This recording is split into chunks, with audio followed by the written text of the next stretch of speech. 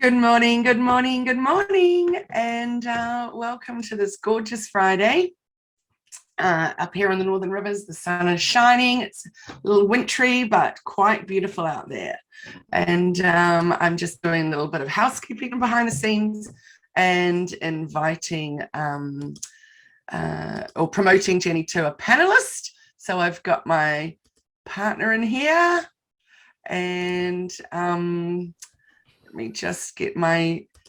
Hey, Jenni, how you going? I'm very well, thank you. How are you today on this sunny Friday? How's it up in Brisbane today? It is a beautiful day. So much so that I went to gym this morning and didn't even consider taking a jumper because at 5 o'clock it was actually a little bit, it was not cold. It wasn't warm, but it wasn't unpleasant. So I thought, oh, great. You've been able to go back there.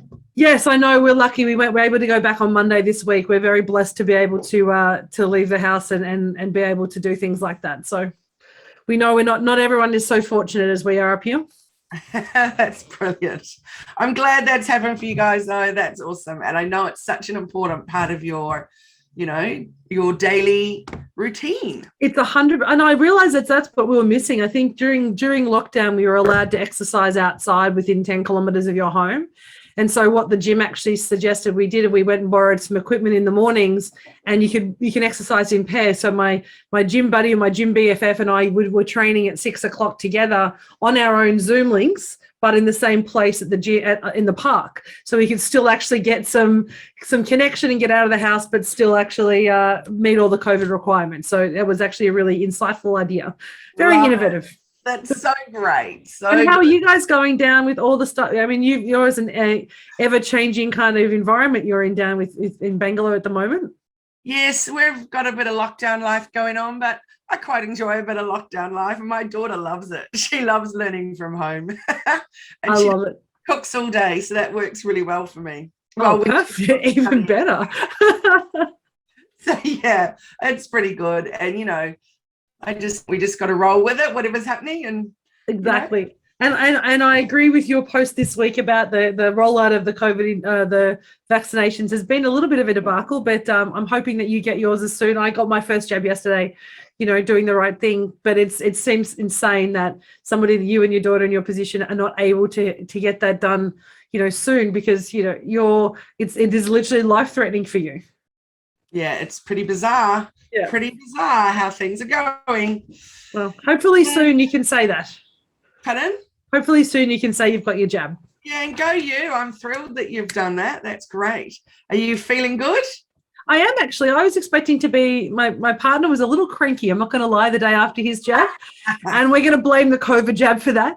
But no, I'm fine. My arm's been, I went to gym this morning, and I haven't had any kind of, not even any sore arm. I'm a little bit heavy arm, but not sore like other people have had. So I feel very lucky. Right. That is good. Very good. So I'm going to click on to record. Awesome. Sorry, not record, about where we're Hello, everyone who's joining us today too, by the way, as we go live. Yes, welcome. It's doing a funny little, there we go. It is working now. Yay, that's great. So welcome to another episode of Bite-Sized Conversations with Jenni and Kylie, talking today about Pinterest and where we might be missing some opportunities to use it well for our business. Tell me, Jenni, have you taken on the challenge over the past week to have a little look at Pinterest? I had a look at it, and in actual fact, I have with a client, and we've been sharing ideas for their website. I'm helping to build some, look at some of the content and review their website at the moment to build their product offerings. And we've actually been using Pinterest to share ideas for what images might look like. And it's actually been really cool because she's done a board for me. And so I can share pictures on the board, and she's got pictures for me, and we can actually have a visual conversation about things that, excite her or inspire her. So I can start to see how Pinterest is really valuable for having those conversations. Absolutely. And I love that it's so collaborative, that, you've created this private board, and then she can add whatever and you can add whatever, but also that it's so easy, just have that app on your phone. I know. You can snap something while you're out and upload it, or you can do a bit of research on there, etc. So Yeah, it's so wonderful. So I think that's great that you've taken on that challenge. I'm super Well, impressed. I'm not going to lie. It was a little bit kind of like, oh, I've said I'm going to do it, so I better start. That's great.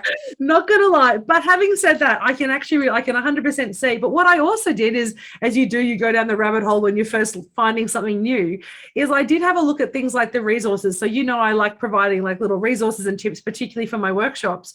And so I had a look at to say, customer avatar, guides, or a sales plan guide or anything like that. And it's amazing what you can find. I didn't realize people are actually promoting their resource guides or their PDF downloads or even tips and tip sheets via Pinterest. It never occurred to me. So it's actually opened a whole new world of places that you can share your information. Absolutely. So I'd love to talk about it from a resource perspective first. So Awesome. where you can be learning from it, etc.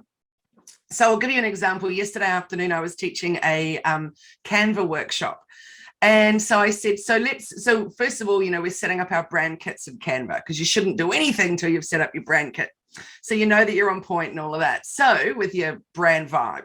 So then we go into Pinterest and we're looking at font pairings for starting. So what fonts work well together? So, a main body font, a subheading font, a heading font, working out things. And so even just typing into the search bar on Pinterest font pairings or font marriages, for example, some amazing stuff was coming up. So then I never thought about that. How amazing is that? Yeah, so then you can be saving it into a private board just called, my branding vibe or whatever you want to call it. Next thing is you can go in, as we did yesterday, and go for color palette ideas. So one person said that she lived in Brisbane, and she said, I really like Lennox head. So the colors of Lennox is what my branding is. Yeah. And so anyway, I said, okay, great. So jump onto Pinterest, take a little look, search under beach color palettes, and you'll be amazed what will come up. Then once you've got those, sometimes you'll be able to get the hex codes. If not, just jump into a color palette generator, upload one of those photos, and boom, you've got the colors, and you can put them straight into your brand kit in Canva.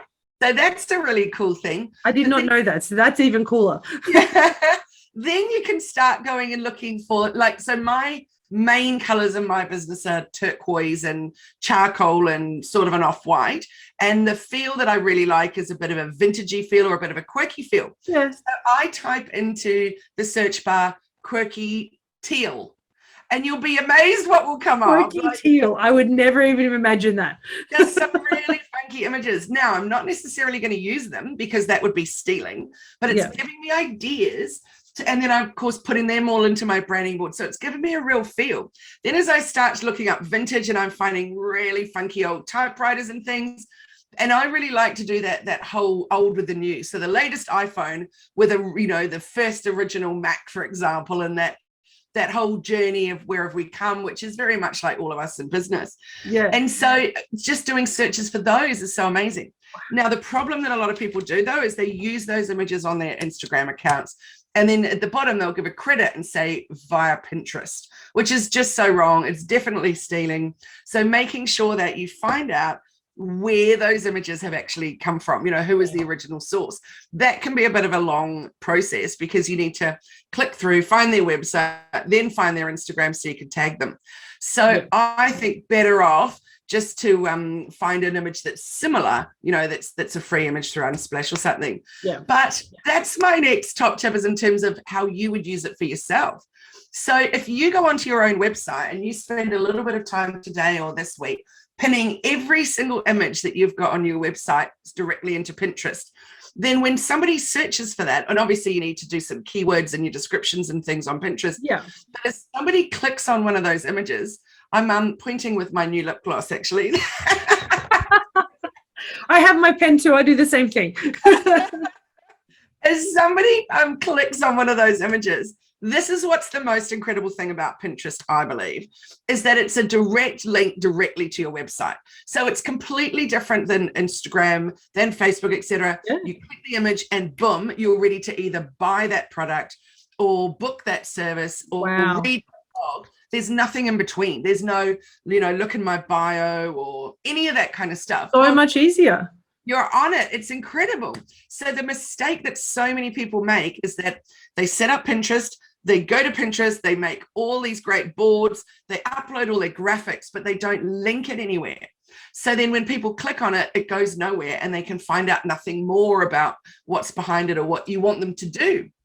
That's very, very cool. I know, and Eve has just shared with us, I think, through the Facebook page that make sure when you add your resources to your website, you add alt text, because that's the description that comes up when they save the Pinterest in their Pinterest board. Very cool. So you'd obviously want to brand in that too, to say that it's Hello Media, vintage images, or Elephant in the Room vintage images, or whatever it is, so that we can actually connect the brand. Very cool tip, Eve. Thank you for sharing that. And absolutely. So what I'm loving about Pinterest particularly, and I've noticed this more recently, is that idea of that upselling and that opportunity to create a new lead magnet, essentially, or lead funnel for your products and services, particularly those low-cost items like a membership like you have and we're looking at doing, and like your resource documents or any of the free resources that you might offer, because you are getting engagement directly into the website. So that is so cool. And I noticed that once or twice when I was having a play, but I didn't realize that was actually, it didn't occur to me till you talked about it then. What a great way to build your funnels and the opportunities to share your products with the world and outside your scope. Like, these are people just searching random images. So all they need to do is, be connected with an image or have an affiliation with what you're doing, and they'll find you. Absolutely. And I just think the most important thing is that so many people say to me, it's just another social media channel and I just don't have the time. But if you can remove the idea of it being a social media channel and think of it as a search engine, the way that I think of YouTube or Google, when you're actually searching for something, that's where you go for them. So you jump onto Pinterest, you search for inspirational quotes about mindfulness or something, and then up it comes, and then you see one that you really like, you click on it, and boom, you're on your website because it's a blog that you've written about, and that's amazing. Chosen to go with it. So when how we talk, Jenny, about how I work my content strategy, which is write the blog first, create the graphics that go with it for socials, etc., and then do snippets of it in your social posts. So that's the same thing with Pinterest. So when you've written that first initial blog, also make a graphic that works for Pinterest too. And it's so easy with Canva. You just do a resize for the Pinterest side and off you go. So here's a question for you. When we're looking at Pinterest and that connection piece, do you have to, if you're building a blog, for example, on Facebook, do you have on our website, do you have a plugin that allows us to tag it straight into Pinterest from your website? I mean, on Shopify or WordPress, because I haven't done that before. I'm pretty sure on WordPress it would be a little plugin or something, but on Shopify, it's just a button that you click that all Shopify websites offer. Amazing. Pinnable. So every single image is there. So yes, I can pin it directly from Pinterest to my own website, but then if you're on my website, you like that, you can pin it to your Pinterest. Oh, so clever. So it's such an easy way, again, because that board becomes a reminder or a vision board for you in the future. So maybe not something that you want now, particularly with some of the programs that we offer. Like, you have a gold level program. I have my 6-month business owners mastermind. That might not be something that somebody wants right now, but if they've pinned it to the board, every time they go there, it's reminded that it's there. They're reminded of the offer. They're reminded of the product, so that they can actually then, okay, maybe it's time. Maybe I'm ready for that now. So what a great way to search and connect and collect things like that. Absolutely. And if you think about it in terms of not so much of the selling of your own things, but what people would be collecting that they're interested in. So let's think about a hobby, for example. So if I was wanting to, or let's think about your gym. So you'll be having a private board a secret board that no one else can see. And in there, you could put in gym outfits that you might be finding on Pinterest. You would be putting on different weights that you might want to buy for doing it at home, mats, etc. You might be putting in inspirational quotes for the mornings where you're feeling, and to keep you going. You might be there's so many different things you could put in there. It could be hairstyles for the gym. It could be what to do if you need to wear glasses and you're working out. They fog up. Masks. I mean, there's just so many things you can put in it. And that's your personal interest. That is, you're collecting in there. But for all of those people of those pins you're pinning, that's all their businesses. So think about how are people going to collect the things that you're pinning. So be quite strategic. It's not necessarily what you would post on Facebook. No. So for example, one of my blogs is top 10 reasons why, to create a great email subject line. or top 10 ways to create a great subject line. So then the blog would be about that, all the little social snippets would be about that. But the Pinterest one, the Pinterest pin would look different. So that would be, and it might just be a word under each 1, 2, 3, 4, 5, 6, 7, 8, 9, 10, or it could just be the topic. Top 10 ways to blah, blah, blah, and then boom, they click through. So you've definitely got to be a bit more strategic with it than you would be with the other socials, because you're not having long giant captions, etc., to get people reading. So now if we think about your business and how people would be pinning. So if I was doing a little bit of research, so for example, how to scale my business or how to get more structure in my business, if I was searching in that, firstly, your pins would need to have those kind of keywords in your captions and in your descriptions. Then the graphics would have to grab me. So I think go on Pinterest and just have a little look, do some searching of what people would be searching for you, for your own stuff, and look what comes up, because you'll find a lot of the time the graphics that are very simple but stunning photos will get a lot more attention from your eyeballs than the ones that are just super, super chaotic and wordy and giving me too much information in the one pin, because you got a lot of stuff that you're competing with on that when you're doing a search like that. And I did notice that when I was looking through Pinterest, is that some of the images that they had, it was obviously either resized or they'd been repurposed from another platform, because they either weren't clear in the view. It was not easy to see what they were, but the ones that had either done a flat lay or it's something that was particularly, eye-catching, that looked beautiful but also engaging, that showed me what I was looking at, but maybe not even the direct product or the direct service, it drew me in by the way that it was structured. So I think that's so important to be mindful of what the audience is looking at. And there is so much, it is kind of looking at a Google image search and having, flooded with lots of images, and it's the ones that stand out with the right colors and the layout that really do engage you and make you want to click on them. Yeah, absolutely. So Karen has just asked a question about all her photos are in landscape format. So because Pinterest is geared for more vertical, what would you do? So I would just use a snippet of that image. So as you put it into that vertical format, just make sure that you've just got a portion of it and then have some words over it, like want to see more, or to view the whole view, click through and see it in all its glory or whatever.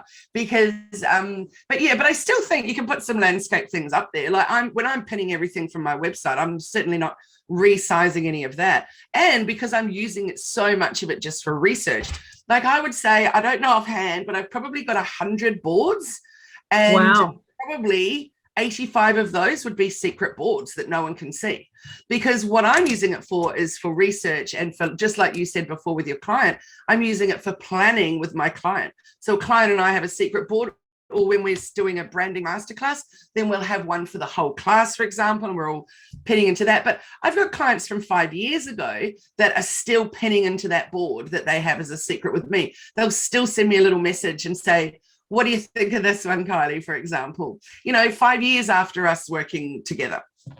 That's so cool. It's definitely an amazing resource. Plus, sometimes I feel like my socials can be going a bit off track in terms of my branding, and I sit back, take stock, and I think, okay, am I ready to evolve my brand? Am I going in a different direction, or do I need to come back to what it really is all about for me? So I'll go and have a look at my Pinterest board. I'll scroll right back to the beginning, and I mean my secret Hello Media branding Pinterest board, and I'll see how I've evolved, and I'll go, do I want to keep evolving in that way, or do I want to bring it back? And I find that an amazing thing to watch. Like I can look at over a 5-year journey, for example, which, feels quite fun. And I like that also, because that sort of stops that shiny things piece, doesn't it? Because so often we don't realize what the incremental changes we're making. And there's, from a business coaching perspective, incremental change is the best way to make significant wholesale change over time, because you don't notice those small incremental changes. But from a branding perspective, it can be really challenging, because if you're constantly saying, oh, it's okay if we use this color today, or we'll just use this font, or we'll just use that, very soon your brand, the brand that you're expecting to put out in public, is no longer that brand, because you keep making, tiny little changes. There's not the wholesale changes that we're looking for, it's those little incremental. So I love that idea of being able to see your journey and checking in to say, am I still consistent? Is this still working for me? Or do I need to remind myself where I'm coming from? Absolutely. And Karen's just asked, maybe I can capture the best part of my image. Like, for example, the Opera House. And I just thought, what about you actually do a strategy that's really fun, where you just have a sneaky part of one of those famous Sydney landscapes, and you say, what is this? Question mark. So you get people clicking through, you're intriguing them to want to know more, like, could it be the Opera House, or could it be a sail from a boat or something? You know, and so it's intriguing, it's exciting. And then, you know, it's a much easier way to get people going through your website is by intrigue. Yeah. And also these days there is that intention of having that kind of slightly quirky, and I love that. It never occurred to me to look up quirky teal or use that kind of descriptive language. I love that, but it's actually a really good way of getting engagement, isn't it? Because when I had a look at Pinterest, there are some images that are just kind of, you know, ho-hum images. They're not engaging, and it really is being seen as just, I'm throwing everything up there and not really thinking strategically about how people might be finding them. But if you are looking at that clear strategy about what do I want to do here, and we're talking about that next week when we talk about intention, but when we're talking about what we're trying to achieve in the Pinterest board, it allows us to say, okay, well, what is the best way for me to show up? How am I going to do that? And how can I attract people and to attract people to choose my pin? Because that's really what you're doing, isn't it? You're kind of throwing it out and saying, pick me, pick me. Absolutely. And I want them to click on my pin. So what I'm thinking is, I think it's so important and look, I'm not saying it's wrong, because clearly it is a social media platform, but I don't think of it like that. I'm not seeking followers on my Pinterest account. But I don't even know how many followers. There's probably under 10 followers that Hello Media's got. But my repins every month and my traffic to my site from Pinterest is extraordinary. It's huge. Wow. And to have literally less than 10 followers, or I honestly don't know how many it is, but it'll be nothing, maybe a handful. It's when you look at that compared to the traffic I'm getting. So where else do you get that on social media?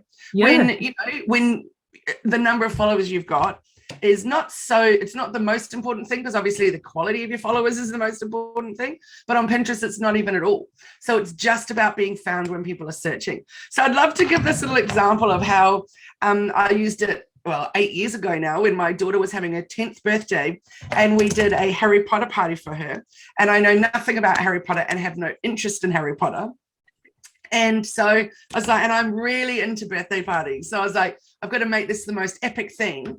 But where do I start without having to watch the whole lot of those movies, which those hours I would never get back? No. So I just started a Pinterest board, and I just did this most incredible party where all the kids arrived and they sat under the sorting hat, and they got put into their houses, and the food, they got given money when they arrived that I'd made, and they had to pay for their meals and pay for their butterbeer. And, you know, it was just the most amazing, epic thing. All my friends came and had different classrooms. So there was the spells classroom, and there was, you know, all kinds of things. And the kids just had a ball and made so many things. And it was so interactive and fun. And so many of the parents said to me, oh my God, you must be a massive Harry Potter fan. And I'm like, no, I've watched half of one of them. I just went hard out on Pinterest. And then she had a superhero party one year. I did the same thing, just Pinterested myself out, because I've got no interest in the Marvel movies. And Pinterest for my whole research for everything. So just a wonderful way of collecting information, gathering.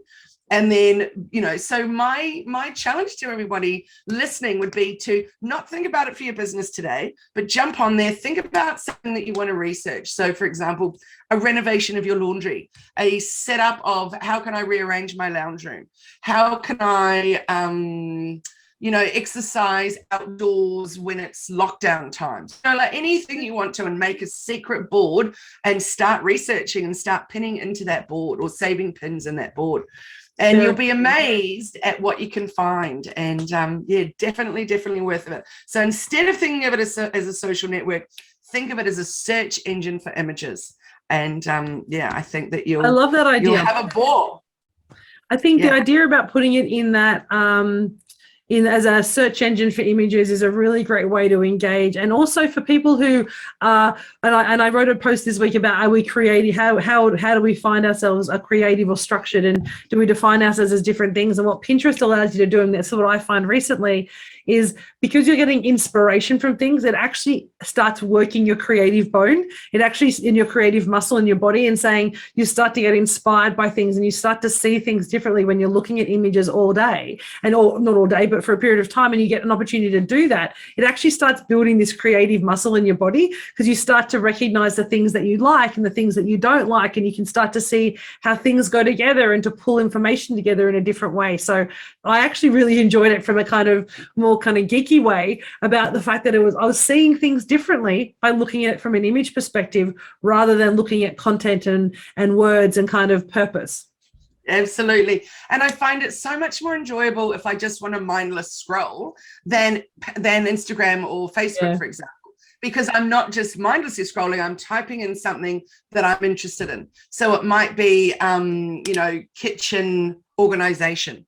And then up comes all the stuff. I can pin it, and it's inspired me. I've got some stuff going on in my brain and going, I'm going to try that. So yeah, lots. I love that. Karen said, could I tease my audiences by saying something like, where could you be sailing? Which is definitely, I think, 100%. But I like this one that you said, Karen, about creating something like how to make Sydney your space. So you're choosing your interiors and photos and homes and bedrooms and offices to kind of create that. I think they're great ideas in terms of inspiring people, because they're the things people are typing in, aren't they? Like, how do I create the perfect Hamptons house, or if it's that kind of, Miami kind of vibe. They're the types of words that I imagine people are looking for on Pinterest when they're trying to imagine, create a mood board or a vision board. They have a vision in their mind of what they're looking to search for. So I think that's a great way of doing it. Actually, we haven't even used those words yet, Jenny, but you did right. The vision board or the mood board. That's exactly what it is that we're creating. Yeah. So back in the day, I went to some amazing networking meeting years and years and years ago, and the speaker came and brought all these old magazines, and we chopped it all up, all the pieces, and we put them on these beautiful boards. And, I've done them many times over my time, but never in that kind of environment. It was really amazing. It's exactly the same on Pinterest. So you're just putting in all these different kinds of things, and you're putting them in there. So you could even, as a challenge today, you could do one called My Life, and then put it all in there of exactly what you want your life to look like right now. And then it's giving you something to work towards. And in fact, a colleague of ours, one of our colleagues have actually done that. She actually created, she didn't do it in Pinterest, but I might actually suggest she does that, because she's been moving a lot, is that by doing that and creating it and having little tags as a private piece in terms of when your milestones is, or when you want to achieve it, or recognizing kind of what they mean to you and creating that connection with each of them. I think it's a great way, because then it travels with you, isn't it? That's the challenge of a vision board. When it's up on the wall and there's lots of cutouts and glue and paper, it's sort of stuck literally in one place. Whereas if you've got it on your phone, you can always be inspired by what your vision board's going to be and what you want to achieve and what your life is going to look like. I love that tip. It's awesome. And take a screenshot and then make it be your wallpaper on your phone. Perfect. Look at that. Forever looking at it. And so that's really what we do. It's essentially, so I love that kind of idea of being able to create or carry inspiration with you wherever you go. And you can use that and connecting with clients and being able to talk to clients and getting to share ideas or tips, particularly in the world that you're doing in terms of social media. If you're asking for people, who inspires you, what do you want to look like, how do you want to show up online? It gives you a really clear picture, because I suck at describing things. Like, I love words, but sometimes describing things, like even when I was getting my hair done, they're like, what colors do you like? I'm like, all of them. Like, what do you want it to look like? I'm like, I don't know. And they're like, can we look at some pictures? I'm like, yeah, let's do that. So that's literally what we did. We went to Pinterest and we looked at pictures with the hairdresser for like 10 minutes to try and find pictures that we wanted. That I kind of like, I like this. It's just like, the hairdresser. Yeah, this is my Pinterest board for my dream hair. That's what I need to do. And I think I did that years ago in terms of short hair, when I got my hair cut off completely, many, many years ago, but I just completely forgot about it. But that's really what we're doing, isn't it? It's a way to find words and create a connection when you don't know what the right description is or the right word is. Yeah. And what's a really important thing too, just like I talk about repurposing your old content, repurposing your old blogs, et cetera, do the same with your old Pinterest stuff. So pull it up, edit the caption, give it a bit of a zhuzh, new life, and then off it goes out into the world again. So very, very easy to repurpose your old pins. Yeah. And also because there is such a volume of pins that are going out every day, doing that is not going to flood it with the same image multiple times in a way that's going to people saying, oh, well, that is just repurposed content, because there are so many options and there's so many different ways to search for the same thing. Absolutely. That is absolutely right. Love that idea. That is such a big tip. So yes, I had a little play with Pinterest. I took up the challenge, but I think this week there's going to be a little bit more deep dive and definitely about how we connected with the business. So I'd love for people who are listening or watching on Facebook today and watching us live to maybe do that too and look at how you can share your business through Pinterest, how that's going to support you, and let us know in the chat. Let us come back to us and let us know how that's gone. Share your board if you want to make it public and show us who you are, because I think it's a really great way. Again, it's another, so it's not just a social media platform, but let's share and connect and find what people are doing, because that might give us inspiration as well. Absolutely. And take on the challenge of doing a life board this week. Yes. I think that would be really fun, and see what. And that will set us up for our conversation next week too, if we're looking to do a life board in terms of what we want our life to look like. Absolutely, Jenny. So let's talk about next week's topic. I'm really excited about that. I really wanted to talk about intention, and a lot of my conversations this week with my clients have actually come back to this discussion around what are we intending to do? What is our intention when we act in certain ways in our business and show up in life? And so I really wanted to spend some time talking about the importance of intention and setting your intention, and not in the woo-woo way. We'll probably talk a little bit in the woo-woo way, but also in the kind of more business structure way, and the importance of having a really clear intention about how you want to approach your business and how that impacts how you show up. Oh, I love that. I can't wait for that. That's exciting. So, Jenny, I know we always finish off talking about how can people find you, but I think it's important that we do a recap on what do we do. So tell everybody, Jenny, what do you do and how do you help people? So I'm a business coach and consultant. My company is Elephant in the Room Consulting. You can find us on Facebook and LinkedIn and Instagram at Elephant in the Room AU. Best places to find me, or you can email us. We'll put the details in the chat. And I work with people to help untangle the mess of business. We look at providing clarity, structure, and process through high-touch coaching programs. That's who I am. And what about you, Kylie? Tell us about you and how people can find you. Well, I'm a business coach specializing in digital marketing and branding and content. So it's basically all the ways that you get visible online is how I help you to find the way to put your message out there. So in a nutshell, I build brands and I love everything about it, and sharing and helping you find your voice, not necessarily what everybody else is telling you that you must do. That doesn't sit well with you. And the way you can find me is hellomedia.team. You can join our coaching programs. We've got 3 different levels of that. And we also have a free series that goes out there that people can join, and we're just moving the date of that. We just found a new date last night, so it'll be Fridays, Friday mornings-ish, a little bit after what we do here. So that will be very exciting, and I look forward to that. We'll be, letting you know about our continuation, or we're doing it in a new way. And Jenny, I love it when even when something's working really well and I'm loving it, to go, how could we do this different, or how could we do this better? And so we stopped for a month, regrouped, and now we're about to relaunch. So my favorite questions.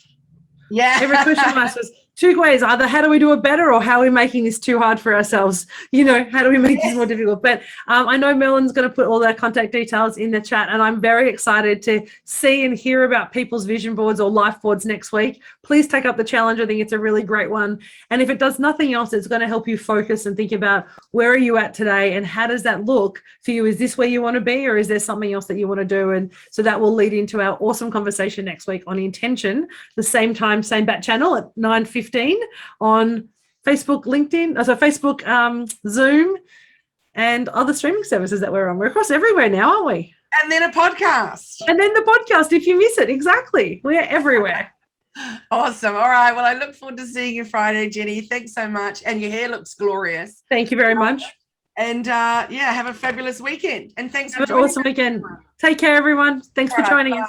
Bye. Thank you.